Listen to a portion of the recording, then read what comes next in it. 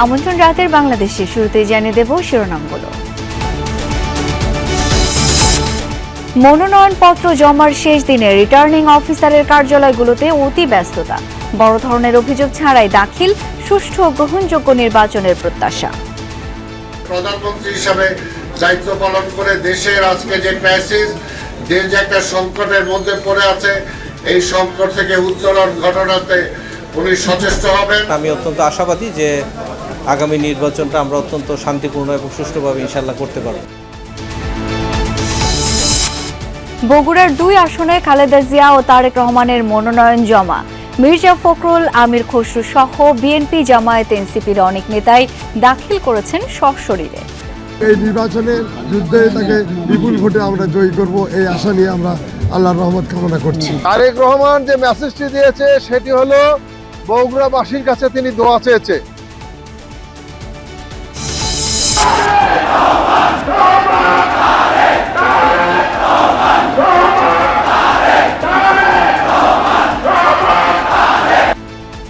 এবার নয়াপল্টন কার্যালয়ে গেলেন তারেক রহমান। দেশ গঠনে যার যার অবস্থান থেকে এগিয়ে আসার আহ্বান। খালেদা জিয়ার দেখভালে হাসপাতালে জুবাইদা রহমান। এনসিপিতে যোগ দিলেন সাবেক উপদেষ্টা আসিফ মাহমুদ। ভোটে অংশ না নিয়ে দায়িত্ব পালন করবেন দলের নির্বাচন পরিচালনা কমিটির প্রধান ও মুখপাত্র হিসেবে। আরও অসংখ্য সংখ্যায় সংসদে যাওয়ার ক্ষেত্রে যদি আমি অবদান রাখতে পারি, আমার দায়িত্ব যথাযথভাবে পালন করতে পারি, তাহলে এর থেকে বড় সাফল্য আর কিছু হতে পারে না। আমাদের 47টা সাবমিট হয়েছে, এটা আমাদের আসন সমঝোতা এখনো চূড়ান্ত হয়নি, সেটা আমরা কিছুটা বাড়িয়েই সাবমিট করেছি। অপরাধীদের সীমান্ত পাড়ি ঠেকাতে বিজিবিকে আরও কঠোর নজরদারির নির্দেশ। সবার প্রচেষ্টায় উৎসবমুখর ভোটের আশা স্বরাষ্ট্র উপদেষ্টার। শীত আর কুয়াশার দাপটে দেখা মেলেনি সূর্যের। জনজীবনে প্রভাব আরও 2-3 দিন থাকতে পারে তীব্রতা। হাসপাতালে বাড়ছে শিশু ও বয়স্ক রোগী। পরীক্ষা করে সুই টুই দিয়ে সবকিছু দিয়ে কইছে মেডিকেল ভর্তি করেন। কাউন্টারে পাঠাইছে, হ্যাঁ ভর্তি করে 3 দিন ভর্তি করতে হবে।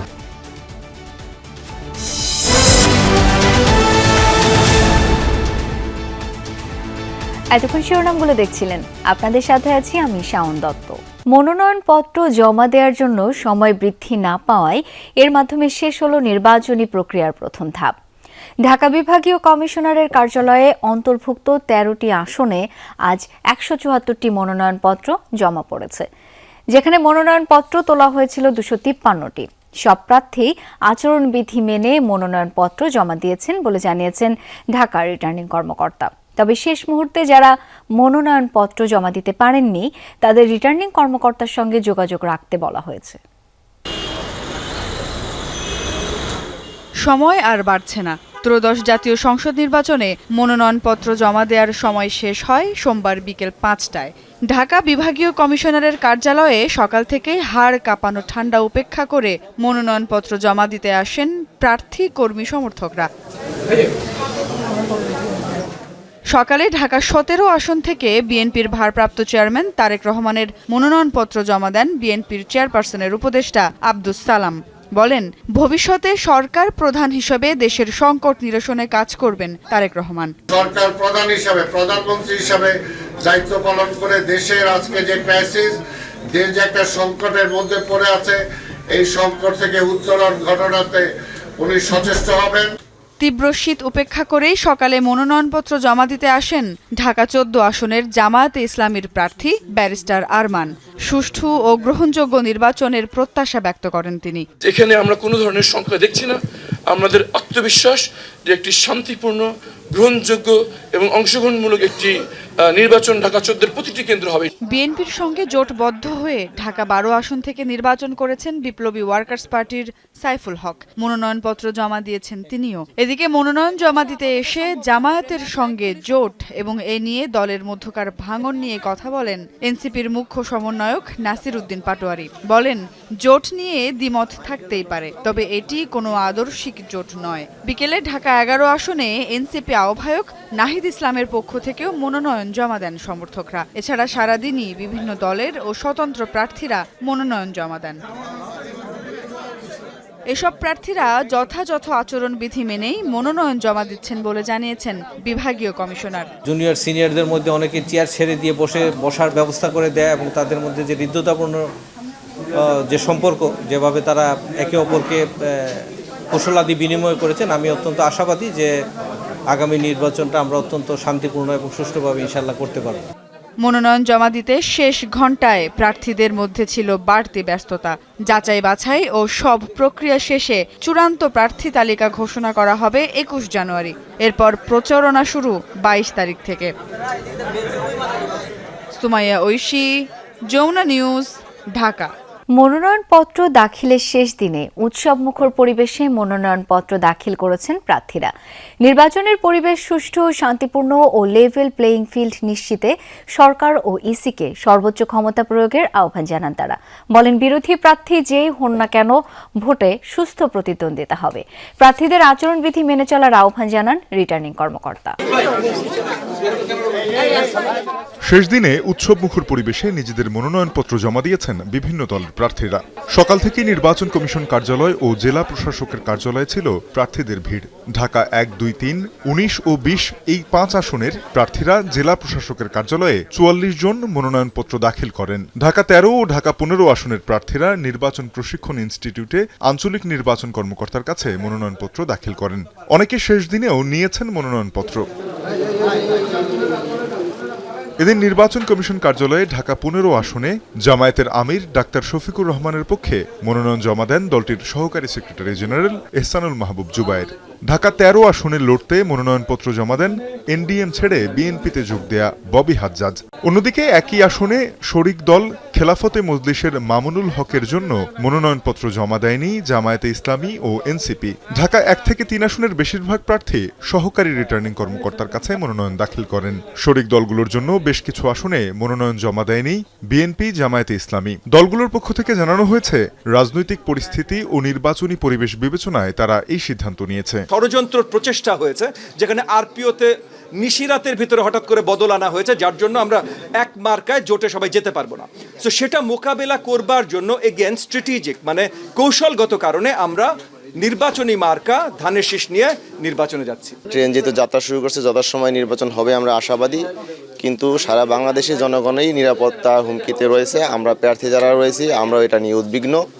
আশা করব সরকার লেভেল প্লেইং ফিল্ড অতি দ্রুত আমাদের সামনে দৃশ্যমান করবেন। ইনক্লুসিভ বাংলাদেশ গড়ার যে প্রত্যয় ডাক্তার শফিকুর রহমান ব্যক্ত করেছেন, সেক্ষেত্রে আমরা ঢাকা 15 আসনে বিজয় লাভ করে আমরা সেটা বাস্তবায়ন করার ক্ষেত্রে এগিয়ে যাবো ইনশাআল্লাহ। সময় আছে, সব মিলে 42-43 দিনের মতো সময় আছে। এই সময়ের মধ্যে যাতে একটি সুষ্ঠু সুন্দর নির্বাচন অনুষ্ঠানের জন্য সম্ভাব্য সর্বোত্তম পদক্ষেপগুলো গ্রহণ করেন সরকার এবং নির্বাচন কমিশন, আমরা সে আহ্বান জানাচ্ছি। রিটার্নিং কর্মকর্তা জানান, নিয়ম অনুযায়ী সব প্রক্রিয়া সম্পন্ন করা হয়েছে। ভোট গ্রহণের দিন শান্তিপূর্ণ পরিবেশ নিশ্চিত করতে প্রয়োজনীয় প্রস্তুতি নেওয়া হয়েছে। 21 তারিখে গিয়ে প্রতীকবদ্ধ করা হবে, তখন থেকে আনুষ্ঠানিক প্রচারণা শুরু হবে এবং প্রার্থীরা আমাদেরকে আশ্বস্ত করেছেন তারা আচরণবিধি মেনে চলে নির্বাচন কমিশনকে সহযোগিতা করবেন এবং একটু সুষ্ঠু সুন্দর নির্বাচন অনুষ্ঠানের জন্য সর্বাত্মক সহযোগিতা করবেন। মনোনয়ন প্রত্যাশীরা বলছেন, নির্বাচনে অংশগ্রহণের মাধ্যমে জনগণের কাছে যাওয়ার সুযোগ তৈরি হয়েছে। তবে সুষ্ঠু ও গ্রহণযোগ্য নির্বাচন নিশ্চিত করতে লেভেল প্লেইং ফিল্ড নিশ্চিত করার আহ্বান জানিয়েছেন প্রার্থীরা। তাদের দাবি, প্রশাসন ও আইন শৃঙ্খলা বাহিনীকে নিরপেক্ষ থাকতে হবে। যদি আমরা নির্বাচনে লিডিং ফিল্ড পাই, যদি আমরা প্রশাসনিকভাবে ঠিকভাবে সবকিছু সহযোগিতা পাই, আমরা ইনশাআল্লাহ নির্বাচন করব। সরকারের ভূমিকা, নিরাপত্তা বাহিনীর ভূমিকা এবং রাজনৈতিক দল, বড় দল ছোট দল যারাই আছেন, সমস্ত রাজনৈতিক দলগুলোর সদিচ্ছাও একটা বড় ব্যাপার। আমার সিকিউরিটি আমার জনগণ, আমার সিকিউরিটি আমি নিজে, উপরে রব্বুল আলামিন।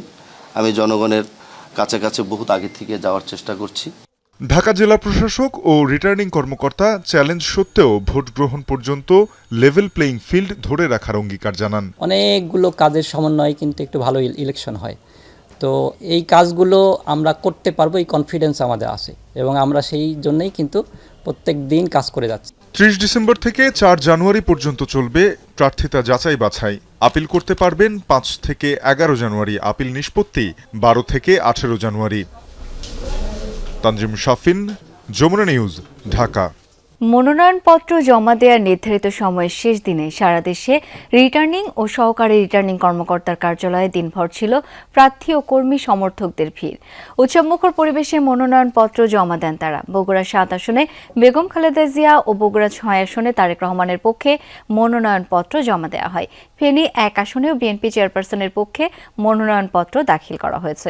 অসুস্থতা বিবেচনায় খালেদা জিয়ার আসনগুলোতে বিকল্প প্রার্থী রেখেছে বিএনপি। এছাড়া জামায়াত, এনসিপি সহ বিভিন্ন দলের হেভিওয়েট প্রার্থীরাও সোমবার মনোনয়নপত্র জমা দিয়েছেন। বগুড়ায় রিটার্নিং কর্মকর্তার কার্যালয়ে সকাল থেকেই ভিড় জমান বিএনপির কর্মী সমর্থকরা। দলের চেয়ারপারসন ও ভারপ্রাপ্ত চেয়ারম্যানের পক্ষে মনোনয়ন জমা দিতে দুপুর থেকে সেখানে যান জেলার সিনিয়র নেতারা। বগুড়া ৭ আসনে বেগম খালেদা জিয়ার পক্ষে মনোনয়ন ফর্ম জমা দেন বিএনপির চেয়ারপারসনের উপদেষ্টা হেলালুজ্জামান তালুকদার লালু সহ নেতাকর্মীরা। এ সময় দলের চেয়ারপারসনের আরোগ্য কামনায় সবার কাছে দোয়া চান তারা। খালেদা জিয়ার সুস্থতা বিবেচনায় আসনটিতে বিকল্প প্রার্থী হিসেবে মনোনয়ন জমা দিয়েছেন গাবতলী উপজেলা বিএনপির সভাপতি মোর্শেদ মিল্টন। এই নির্বাচনের যুদ্ধে তাকে বিপুল ভোটে আমরা জয়ী করব, এই আশা নিয়ে আমরা আল্লাহর রহমত কামনা করছি। বগুড়া ৬ আসনে বিএনপির ভারপ্রাপ্ত চেয়ারম্যান তারেক রহমানের পক্ষে মনোনয়নপত্র দাখিল করেন জেলা বিএনপির সভাপতি রেজাউল করিম বাদশাহ সহ নেতাকর্মীরা। এ সময় তারা বলেন, তারেক রহমানকে ভোট দিতে অধীর আগ্রহে অপেক্ষা করছেন নির্বাচনী এলাকার মানুষ। তারেক রহমান যে মেসেজটি দিয়েছে সেটি হলো বগুড়াবাসীর কাছে তিনি দোয়া চেয়েছে। ফেনী ১ আসনে বেগম খালেদা জিয়ার পক্ষে মনোনয়নপত্র জমা দেন বিএনপির ভাইস চেয়ারম্যান আব্দুল মিন্টু সহ নেতাকর্মীরা। এই আসনটিতে ধানের শীষের বিকল্প প্রার্থী হিসেবে মনোনয়নপত্র দাখিল করেছেন ঢাকা মহানগর দক্ষিণের আহ্বায়ক রফিকুল আলম মজনু। খালেদা জিয়ার অসুস্থতা বিবেচনায় দিনাজপুর ৩ আসনে বিকল্প প্রার্থী হিসেবে মনোনয়ন ফর্ম জমা দিয়েছেন সাবেক মেয়র জাহাঙ্গীর আলম। আমাদের এখানে কোনো রকমের কোনো দ্বিধা দ্বন্দ্ব সমস্যা কোনো কিছু নাই। বিএনপি মহাসচিব মির্জা ফখরুল ইসলাম আলমগীর ঠাকুরগাঁও ১ আসনে মনোনয়নপত্র জমা দিয়েছেন। এ সময় স্থানীয় নেতাকর্মীরা উপস্থিত ছিলেন। চট্টগ্রাম ১১ আসনে মনোনয়নপত্র জমা দিয়েছেন বিএনপি স্থায়ী কমিটির সদস্য আমির খসরু মাহমুদ চৌধুরী। দিনাজপুর ৬ আসনে দলের স্থায়ী কমিটির সদস্য ডক্টর AZM জাহিদ হোসেনের পক্ষে মনোনয়নপত্র দাখিল করেন তার স্ত্রী। কুমিল্লা ১ আসনে মনোনয়নপত্র জমা দিয়েছেন স্থায়ী কমিটির সদস্য ডক্টর খন্দকার মোশাররফ হোসেন। দলের স্থায়ী কমিটির আরেক সদস্য ডক্টর আব্দুল মঈন খান মনোনয়নপত্র দাখিল করেছেন নরসিংদী ২ আসনে। পূর্বে যেভাবে আমাকে সমর্থন দিয়েছেন এখনো সেইভাবে সমর্থন দিয়ে আমাকে ধানের শীষে ভোট দিয়ে আমাকে আপনারা জয়যুক্ত করার জন্য আমাকে সাহায্য করবেন। বাংলাদেশের মানুষ অধীর আগ্রহে অপেক্ষা করছে তার ভোটাধিকার প্রয়োগ করে তার নির্বাচিত প্রতিনিধির মাধ্যমে নির্বাচিত সংসদ করবে, নির্বাচিত সরকার করবে। মানুষ স্বাধীনভাবে ভোট দিতে পারবে, ইচ্ছা মতো ভোট দিতে পারবে এবং জনগণের সরকার যখন প্রতিষ্ঠিত হবে তখন এই জনবিরোধী কোনো কাজ হবে না। বিএনপি এমন একটি রাজনৈতিক দল যেটি জনগণের রাজনৈতিক দল, যেটি উদারপন্থী রাজনৈতিক দল। খুলনা ৫ আসনে মনোনয়নপত্র জমা দিয়েছেন জামায়াতের সেক্রেটারি জেনারেল মিয়া গোলাম পরোয়ার। এ সময় সুষ্ঠু নির্বাচন নিয়ে শঙ্কার কথা জানান তিনি। কুমিল্লা ১১ আসনে মনোনয়ন ফর্ম দাখিল করেছেন দলের কেন্দ্রীয় নায়েবে আমির ডক্টর সৈয়দ আবদুল্লাহ মোহাম্মদ তাহের। ১০ দলের নতুন বাংলাদেশ গড়ার এই অভিযাত্রায় আশা করি ১৮ কোটি মানুষও আমাদের এই মিছিলের সহযাত্রী হবে। এনসিপির সদস্য সচিব আক্তার হোসেন রংপুর ৪ আসনে মনোনয়নপত্র জমা দেন। দলের দক্ষিণাঞ্চলের মুখ্য সংগঠক হাসনাত আব্দুল্লাহ কুমিল্লা ৪ আসনে মনোনয়ন ফর্ম দাখিল করেছেন। উত্তরাঞ্চলের মুখ্য সংগঠক সার্জিস আলম মনোনয়নপত্র জমা দিয়েছেন পঞ্চগড় ১ আসনে। বাংলাদেশের রাজনীতিতে শান্তিপূর্ণভাবে ক্ষমতা হস্তান্তরের যে সুন্দর একটা আবহাওয়া আমরা দেখতে চাই, তার একটা পরিবেশ এখন পর্যন্ত রংপুরে বিদ্যমান আছে। আগামীর বাংলাদেশে আমাদের এই নির্বাচনী জোট সংস্কারের জন্য লড়াই করবে।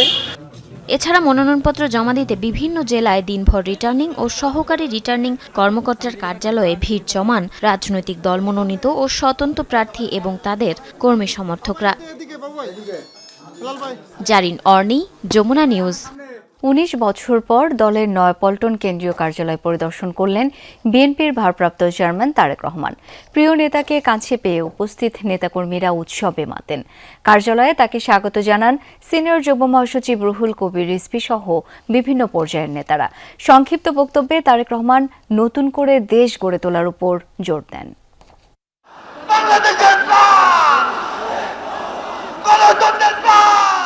জনতা আর নেতাকর্মীদের মাঝে তারেক রহমান, ঠিকানা পুরনো কিন্তু আগমন নতুন পরিচয়, নতুন স্বপ্নের সারথি হয়ে। এই নয়াপল্টন সেই ভূমি যেখানে বিএনপির আন্দোলন, সংগ্রাম, রক্ত, বুলেট, গ্রেফতার সহ হামলার বহু নৃশংস স্মৃতি জমা। এই কার্যালয় ঘিরে গত 17 বছর আবর্তিত হয়েছে বিএনপির রাজনীতি। শত নিপীড়নের পরও নয়াপল্টনমুখী স্রোত থামাতে পারেনি স্বৈরাচার সরকার। আজ সেই কার্যালয়ে ভারপ্রাপ্ত চেয়ারম্যানকে স্বাগত জানাতে নেতাকর্মীদের ঢল নামে, বন্ধ হয়ে যায় যান চলাচল। কার্যালয়ে প্রবেশ করে নিজের কক্ষে না গিয়ে শুরুতে জনভোগান্তি এড়াতে রাস্তা ছেড়ে দেওয়ার নির্দেশ দেন তারেক রহমান। আমরা যদি এখন এই রাস্তাটা বন্ধ করে রাখি তাহলে সাধারণ মানুষের চলাচলের অসুবিধা হবে। যেহেতু আমাদের আজকে এখানে কোনো কর্মসূচি নেই, সেই জন্য আমরা চেষ্টা করি যত দ্রুত সম্ভব রাস্তাটাকে খুলে দেওয়ার জন্য, যাতে সাধারণ মানুষ চলাফেরা করতে পারে স্বাভাবিকভাবে। শুভেচ্ছা বক্তব্যে যার যার অবস্থান থেকে দেশকে এগিয়ে নেয়ার আহ্বান জানান বিএনপির ভারপ্রাপ্ত চেয়ারম্যান। যার যতটুকু অবস্থান আছে সেখান থেকে আসুন, আমরা আমাদের দেশটাকে নতুন করে গড়ে তোলার চেষ্টা করি। যার পক্ষে যতটুকু সম্ভব আমরা সচেষ্ট হই দেশের জন্য। কোথাও যদি রাস্তায় একটি কাগজ পড়ে থাকে, ময়লা হয়ে থাকে, দরকার হলে সেটাকে আমরা সরিয়ে দিব। এভাবে ছোট ছোট করে কাজ করার মাধ্যমে আমরা দেশটাকে গড়ে তুলে আসুন। পরে তারেক রহমান কার্যালয়ে তার জন্য নির্ধারিত কক্ষে গিয়ে বসেন। ঘুরে দেখেন নতুন করে সাজানো কেন্দ্রীয় কার্যালয়ের বিভিন্ন কক্ষ। প্রায় 19 বছর পর নয়াপল্টনে তারেক রহমানের আগমনের খবর শুনে ছুটে আসেন ঢাকা মহানগর দক্ষিণের বিভিন্ন পর্যায়ের বিএনপি ও অঙ্গ সংগঠনের নেতাকর্মীরা। স্লোগানে স্লোগানে প্রিয় নেতাকে স্বাগত জানানোর পাশাপাশি নতুন ভোরের প্রত্যাশা ছিল সবার মাঝে। সকল পর্যায়ে সকল দলের মানুষের অধিকার বাংলাদেশের মাটিতে তারেক রহমান সাহেবের নেতৃত্বে অধিকার প্রতিষ্ঠা হবে ইনশাল্লাহ। কখনো বাসায় শুতে পারি নাই, ফ্যামিলিকে সময় দিতে পারি নাই আজকের এই দিনটার জন্য। এজন্য আমরা এই ইতিহাসের সাক্ষী হওয়ার জন্য আমরা এখানে ছুটে এসেছি। বিকেল 3টায় গুলশানের বাসা থেকে বের হয়ে তারেক রহমানের গাড়িবহর কাকরাইলে আসে 3:30টায়। তবে নেতাকর্মীদের ভিড় ঠেলে নাইটাঙ্গেল মোড় থেকে নয়াপল্টন কার্যালয়ে প্রবেশে সময় লাগে আরও 30 মিনিট। আরিফিন শাকিল, যমুনা নিউজ, ঢাকা। বিএনপি চেয়ারপারসন বেগম খালেদা জিয়ার অবস্থা এখনও অপরিবর্তিত। গেল 48 ঘন্টায় তার স্বাস্থ্যের কোনো পরিবর্তন ঘটেনি। চিকিৎসকরা জানিয়েছেন দেশি বিদেশি ডাক্তাররা খালেদা জিয়ার চিকিৎসার বিষয়টি দেখভাল করছেন। সার্বিক তদারকি করছেন দলের ভারপ্রাপ্ত চেয়ারম্যান তারেক রহমান ও তার স্ত্রী ডাক্তার জুবাইদা রহমান। মায়ের জন্য দেশবাসীর কাছে দোয়া চেয়েছেন তারা। নভেম্বর মাসের 23 তারিখ হঠাৎ অসুস্থ হয়ে পড়লে রাজধানীর এভারকেয়ার হাসপাতালে ভর্তি করা হয় বিএনপি চেয়ারপারসন বেগম খালেদা জিয়াকে। দেশের বিশেষজ্ঞ চিকিৎসকদের নিয়ে গঠিত বোর্ডের তত্ত্বাবধানে শুরু হয় চিকিৎসা। পরে যুক্ত হন যুক্তরাজ্য, চীন ও জাপানের বিশেষজ্ঞরা। শুরুতে বিদেশে নেওয়ার উদ্যোগ নেওয়া হলেও খালেদা জিয়ার অবস্থার উন্নতি না হওয়ায় তা সম্ভব হয়নি। হাসপাতালের নিবিড় পরিচর্যা ইউনিটে চিকিৎসাধীন তিনি। বিএনপি চেয়ারপারসনের সার্বক্ষণিক খোঁজ খবর নিতে প্রতিদিন নিয়ম করে হাসপাতালে যাচ্ছেন পরিবারের সদস্যরা। সোমবার সকালে হাসপাতালে যান খালেদা জিয়ার বড় ছেলে তারেক রহমানের স্ত্রী জুবাইদা রহমান। পরে কন্যা জায়মা রহমান আসেন ছোট চাচি শামিলা রহমানকে সাথে করে। চিকিৎসকরা বলছেন এখনও কোনো ইতিবাচক সংবাদ নেই খালেদা জিয়ার ব্যাপারে। গেল 2 সপ্তাহ ধরে একই অবস্থায় রয়েছেন তিনি। উনি এখনো কি আইসিইউতে ভেন্টিলেশনে ট্রিটমেন্ট নিচ্ছেন? আগের মতো ছিলেন ওইরকমই আছেন।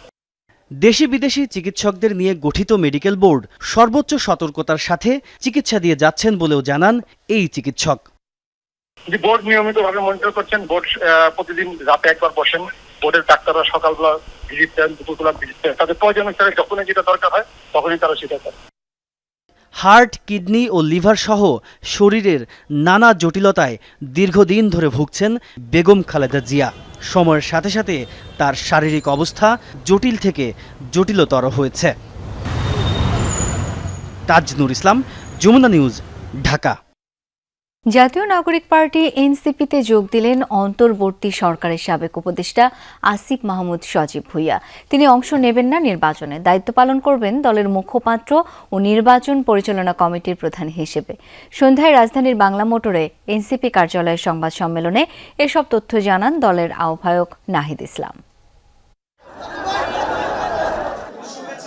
অন্তর্বর্তী সরকারের সাবেক উপদেষ্টা আসিফ মাহমুদ সজীব ভুঁইয়া ঢাকা 10 ও কুমিল্লা 3 আসনেও সংগ্রহ করেন মনোনয়নপত্র। জানিয়েছিলেন ত্রয়োদশ জাতীয় সংসদ নির্বাচনে অংশ নেয়ার কথা, চালান নির্বাচনী প্রচারও। সোমবার গুঞ্জন ওঠে এনসিপিতে যোগ দিতে পারেন তিনি। সন্ধ্যায় সংবাদ সম্মেলনে তাই স্পষ্ট করেন দলের আহ্বায়ক নাহিদ ইসলাম। জানান নির্বাচনে অংশ নেবেন না আসিফ মাহমুদ।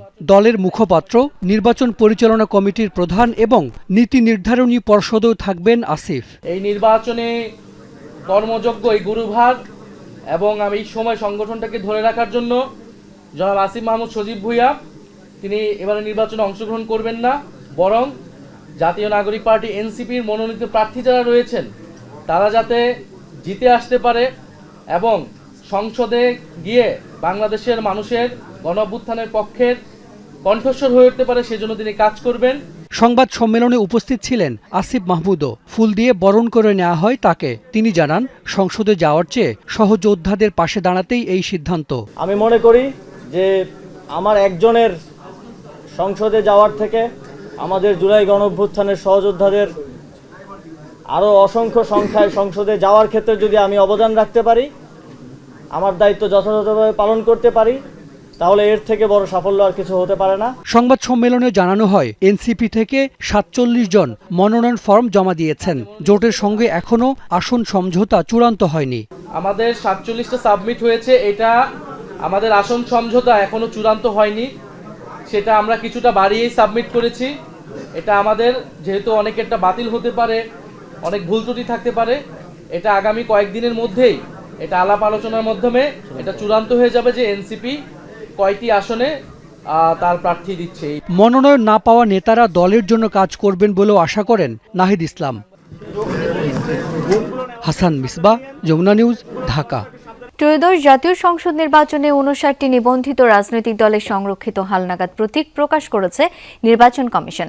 ইসি সচিবালয়ের উপসচিব মোহাম্মদ হুমায়ুন কবির স্বাক্ষরিত এক প্রজ্ঞাপনের মাধ্যমে এই তালিকা প্রকাশ করা হয়। প্রকাশিত 59 দলের প্রতীকের মধ্যে নেই আওয়ামী লীগের নৌকা প্রতীক। প্রজ্ঞাপনে নির্বাচন কমিশনের সঙ্গে নিবন্ধিত রাজনৈতিক দলের সভাপতি বা সাধারণ সম্পাদকের নাম, পদবি ও দলের ঠিকানা সম্বলিত হালনাগাদ তালিকা ও নিবন্ধিত রাজনৈতিক দল কর্তৃক মনোনীত প্রার্থীর অনুকূলে সংরক্ষিত প্রতীকগুলোর তালিকা পরবর্তী ব্যবস্থা নেওয়ার নির্দেশ দেওয়া হয়েছে। সেই সাথে স্বতন্ত্র প্রার্থীর অনুকূলে বরাদ্দযোগ্য প্রতীকের তালিকা প্রকাশের কথা বলা হয়েছে। প্রজ্ঞাপনে উল্লেখ করা হয় রাজনৈতিক দলগুলোর মনোনীত প্রার্থীকে মনোনয়ন পত্রের সাথে দলের মনোনয়ন রিটার্নিং অফিসারের নিকট দাখিলের বিধান রয়েছে। রাজনীতিতে দলীয় ও স্বতন্ত্র সব প্রার্থীর জন্যই লেভেল প্লেইং ফিল্ড থাকার কথা, তবে সেটি নেই। এই মন্তব্য করে সবার জন্য লেভেল প্লেইং ফিল্ড নিশ্চিতের আহ্বান জানিয়েছেন ঢাকা 9 আসনের স্বতন্ত্র প্রার্থী ডাক্তার তাসনিম জারা। সকালে প্রার্থী হওয়ার শর্ত পূরণে খিলগাঁওয়ে গণস্বাক্ষর সংগ্রহ চলাকালে এই আহ্বান জানান তিনি। বলেন, নতুন ধারার রাজনীতির জন্য কাজ করে যাবেন, অন্য কোনো দলে নয়, স্বতন্ত্র প্রার্থী হয়ে লড়বেন ত্রয়োদশ জাতীয় সংসদ নির্বাচনে। স্বতন্ত্র হয়ে রাজনীতি করলে রাজনীতি শেষ হয়ে যাবে এমনটাও মনে করেন না ডাক্তার জারা। নিরাপত্তা নিয়ে উদ্বিগ্ন হলেও সবার জন্য নিরাপদভাবে সুষ্ঠু নির্বাচন অনুষ্ঠিত হবে বলে আশা প্রকাশ করেন তিনি। এই সময় স্বতন্ত্র প্রার্থীদের 1% ভোটারের সমর্থন থাকার বিধানের সমালোচনা করেন ডাক্তার তাসনিম জারা। রাজনীতিতে তো দলীয় প্রার্থী, স্বতন্ত্র প্রার্থী দুইজনের জন্যই লেভেল প্লেইং ফিল্ড থাকার কথা, কিন্তু লেভেল প্লেইং ফিল্ড কেন নাই, লেভেল প্লেইং ফিল্ড যাতে থাকে সেটা আমাদের চিন্তা করতে হবে। স্পেশালি স্বতন্ত্র প্রার্থী হিসেবে নিরাপত্তা নিয়ে কনসার্ন আছে, কিন্তু আমরা আশা করব যে দলীয় প্রার্থী, স্বতন্ত্র প্রার্থী সকলের জন্যই একদম নিরাপদভাবে একটা সুষ্ঠু সুন্দর নির্বাচন হবে। ফ্যাসিস্টরা নির্বাচন বানচালের চেষ্টা করবে, তবে ভোট উৎসবমুখর করতে বিজিবি সহ সকল আইন শৃঙ্খলা বাহিনী কাজ করছে বলে জানিয়েছেন স্বরাষ্ট্র উপদেষ্টা জাহাঙ্গীর আলম চৌধুরী।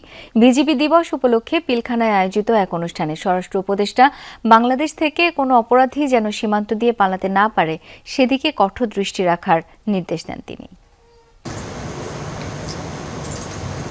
বিজিবি দিবস উপলক্ষে পিলখানা সদর দপ্তরে কৃতিত্বপূর্ণ কাজের স্বীকৃতি হিসেবে বাহিনীর ৭২ সদস্যকে বিভিন্ন ক্যাটাগরিতে পদক প্রদান করা হয়। এবছর ১২ জনকে বর্ডার গার্ড বাংলাদেশ পদক, ২৪ জনকে রাষ্ট্রপতি বর্ডার গার্ড পদক, ১২ জনকে বর্ডার গার্ড বাংলাদেশ পদক সেবা এবং ২৪ জনকে রাষ্ট্রপতি বর্ডার গার্ড পদক সেবা প্রদান করা হয়।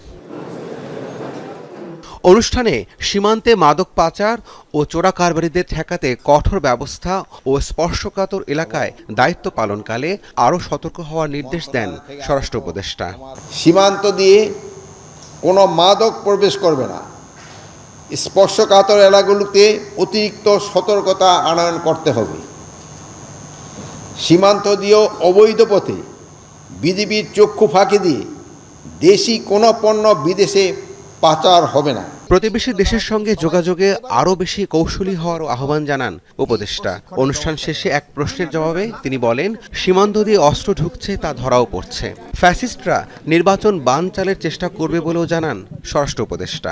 ফ্যাসিস্ট যারা আছে তারা তো সবসময় এইটা বাধা দেওয়ার চেষ্টা করবে, কিন্তু আপনাদের সবার সহযোগিতায় যদি থাকে নির্বাচন সুষ্ঠু, শান্তিপূর্ণ এবং উৎসব মুখর হবে এবং সবার কাছে এটা গ্রহণযোগ্য হবে। এরকম একটা নির্বাচনে এই সরকারের দেওয়ার ইচ্ছা এবং এটা তারা বাস্তবায়ন করবে। আগামী নির্বাচনে ৩৫,০০০ বিজিবি সদস্য মাঠে থাকবে। সদস্যদের নির্বাচনী প্রশিক্ষণ দেওয়া হচ্ছে বলেও জানান বিজিবি মহাপরিচালক। আসন্ন ত্রয়োদশ জাতীয় সংসদ নির্বাচন সুষ্ঠু, নিরপেক্ষ ও সুচারুরূপে সম্পাদনে বাহিনীর সদস্যদের প্রশিক্ষণ চলমান রয়েছে। নির্বাচনী দায়িত্ব সর্বোচ্চ আন্তরিকতা ও দক্ষতার সাথে পালনে আমরা বদ্ধপরিকর। এছাড়া বিজিবি দিবস উপলক্ষে খেতাবপ্রাপ্ত বীর মুক্তিযোদ্ধা ও তাদের পরিবারকে সংবর্ধনা দেওয়া হয়। রাব্বি সিদ্দিকী, যমুনা নিউজ, ঢাকা। শরীফ ওসমান বিন হাদির খুনিদের গ্রেপ্তার ও বিচার দাবিতে রাজধানীর শাহবাগ অবরোধ করে অবস্থান কর্মসূচির আনুষ্ঠানিক সমাপ্তি ঘোষণা করেছে ইনকিলাব মঞ্চ। মঙ্গলবার অনলাইন